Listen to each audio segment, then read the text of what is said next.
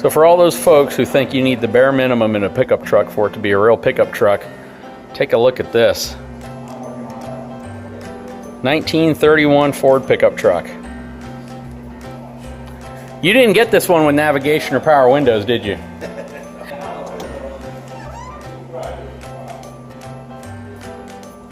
Man, this thing is cool.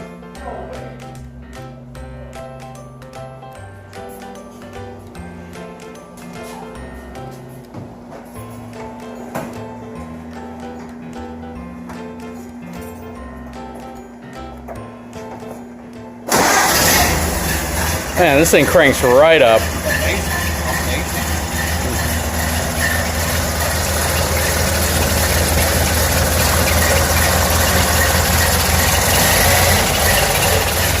Hear the horn.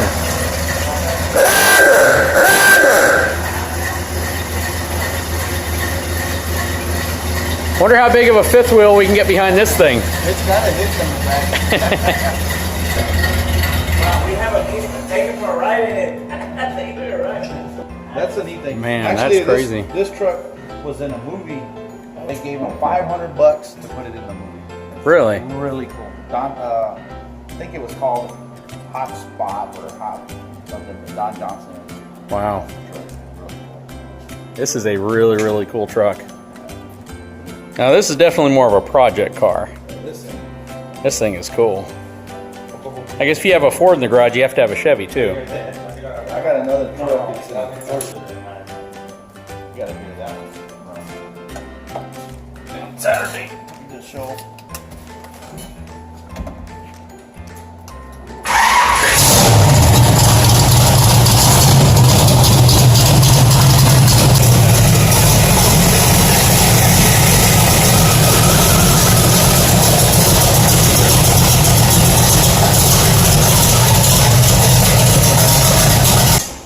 So this is that car. That is that car. A little bit of work was done to it, not too much. That is a heck of a barnyard find.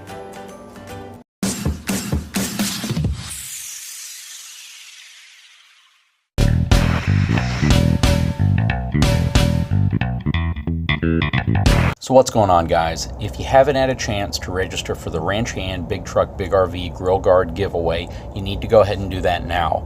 We'll no longer accept any entries after 10 a.m. Central Time on February 22nd of this month, which essentially means you have about 2.5 weeks left to go and enter for this sweepstakes. Guys, this grill guard is valued at $641, plus they are going to be paying the cost to ship it to you, as well as the cost of having it installed on your truck.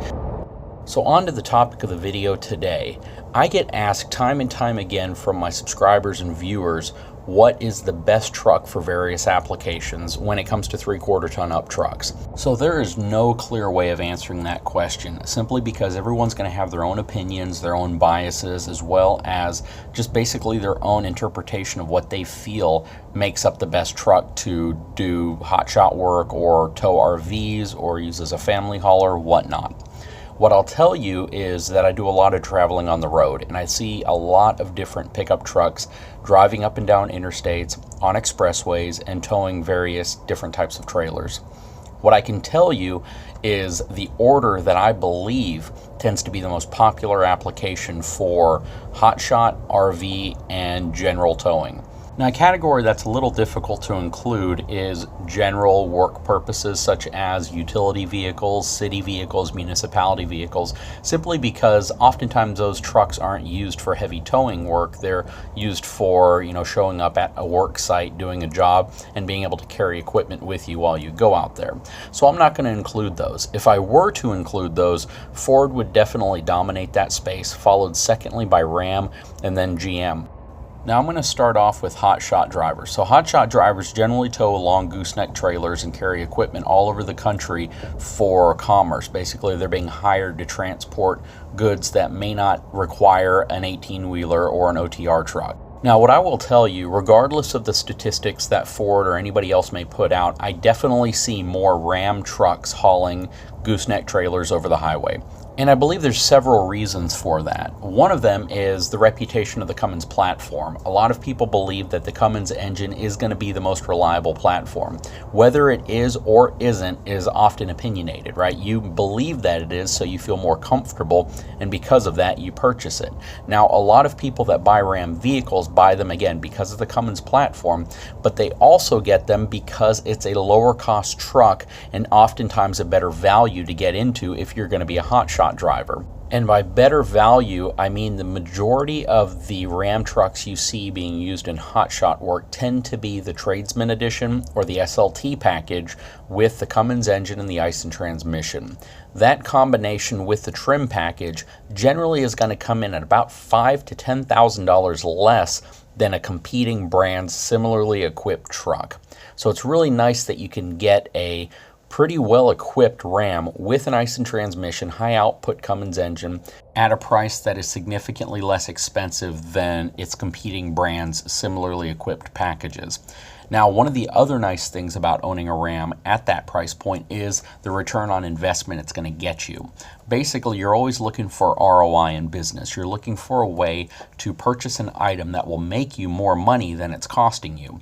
And in the case of the Ram Tradesman Edition or the SLT package, it's really nice to know that if you can purchase a truck that can do the same type of work as another brand, give you a lot of the comfort features that you're looking for over-the-road, long-haul driving, but at a far lower cost, it's generally going to repay itself much quicker.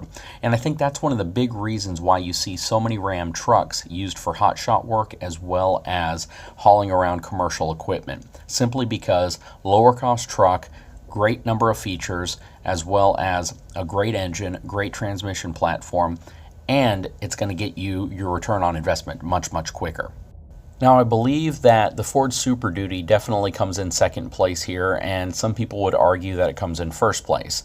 I do see a lot of Super Duties on the road hauling. Generally, I see higher trim package Super Duties, which in my opinion means that they're probably not hauling as much hotshot work as they are personal stuff, such as using them on a farm or a ranch, using them for agricultural work, basic things like that. Now, that doesn't mean that it's the number one in that space, but I do see a lot of Super Duties pulling equipment across the roadways, and down here in South Texas you see a lot of them on farms as well. Now, it's a good mixture, so I'm not saying these numbers are drastically different and Ford dominates that space or Ram dominates another space.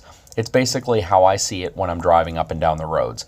I don't see nearly as many General Motors trucks in that specific use case. I don't see as many of them being used for hotshot work, and I don't see as many of them being used for agricultural work, though I do see quite a few of them. So I'm not discounting them and saying that there are none of them out there, but I definitely see Rams leading in the hotshot business, Ford leading in the agricultural business, and GM coming in a fairly distant third place in that space. Now, when it comes to RV hauling, when it comes to towing fifth wheels and large travel trailers and the 3/4 ton, 1 ton trucks that I see there, things kind of swap around a little bit. So I definitely see a lot of Super Duties hauling larger fifth wheels up and down the road. I see many where they're, I guess, traveling as large convoys and there's several fifth wheels, one after another, and Ford really dominates that space. Now, I do see a lot of Rams and I see a lot of GMs as well, but in my opinion, it would definitely be Ford first, Ram second, and GM third again. And it's one of those areas that I know it's highly opinionated, but you tend to see higher trim trucks as well hauling fifth wheels. So when it comes to those really expensive packaged trucks, a lot of times people are willing to just buy whichever truck they want the most, and return on investment isn't as much of a factor in the picture. So I see a lot more Ford King Ranch and Platinums. I see a lot of Ram Laramie Longhorns, Laramie packages, limited packages, and I see a lot of Chevy, High Country, and Denali trim trucks hauling large fifth wheels around. So I think it's fairly well diversified between the three brands when it comes to hauling large fifth wheels, but I do see a lot more Fords typically. Now, the last category I had was general purpose hauling. Basically hauling your non-fifth wheel or gooseneck type trailers, whether it's a travel trailer, utility trailer, box trailer, flatbed, car hauler, things like that. And I believe that GM is to blame for that. They are the only manufacturer amongst the big three that has a dually truck not capable of towing over 30,000 pounds. So if you're going to be using a truck for a very heavy fifth wheel, or you believe that you might need to use it for a heavy fifth wheel or gooseneck or for agricultural work, the problem is because the truck's not rated to carry over 23,000 pounds, you can run into a scenario where you may be going over the towing capacity of that vehicle. And I believe that that's one of the reasons why a lot of people, when they're going to be towing very heavy, they generally go for a Ram or a Ford truck, simply because the truck is designed and rated to tow well above 24,000 pounds. So people generally feel safer thinking that, well, if they rated it that high, it's obviously designed and equipped to tow and stop a trailer in that weight category. Now, I know that a lot of people are going to be upset because I didn't talk specifically about the brand that they love being number one in a certain space. And again, these are all my observations. You may have completely different observations when you're driving around, but this is what I generally see in my opinions of why I believe I see more of one truck doing one thing than another. You may disagree with this, and that's completely your right to do. But to summarize it all, I generally see more Rams in the gooseneck hotshot role, I see more Fords in the RV recreational role, and I see more GMs in the general purpose towing role. And that's just simply my observation of what I see. Anyways, I'd love to hear your comments below. Please leave them. I try to respond to them if I can.